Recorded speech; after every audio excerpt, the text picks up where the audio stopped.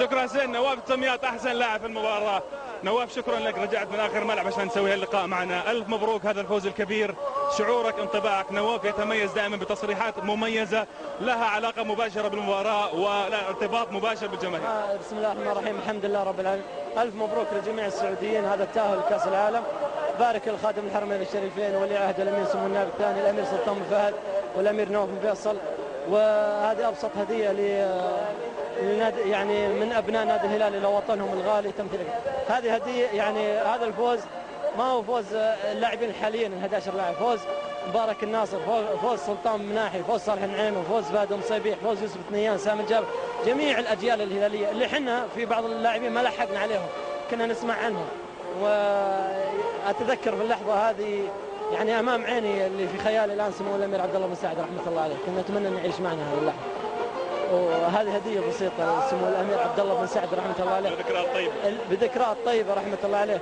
هو اللي يعني كان له وقفات، كان يعني له عمل مع رؤساء اللي جو بعده رحمه الله عليه. والنتيجه العمل هذا ميزه نادي الهلال، انه في ناس مخلصين يعملون بصمت ويعملون والحمد لله لاعبين، وهذه النتائج. الله المكرم. نواف الشوط الاول ارهقتم اعصاب الناس، تجمدت الدماء في عروقنا، توقعنا ان تفلت المباراه من يد الهلال. والله نوعا ما، لكن نوعا ما كنا متراخين، كان في يعني نمتص حماس الفريق الياباني، كان لنا فرص ايضا ما توفقنا فيها. انا لي فرصه، كاتو له فرصه، ما توفقنا في الشوط الاول.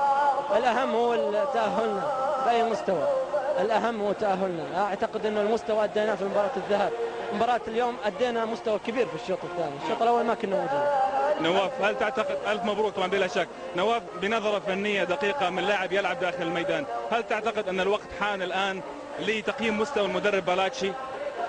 بلاتشي يكفي تحقيق البطولات، يعني ولكن الان 3 بطولات احرزها في فترة وجيزة.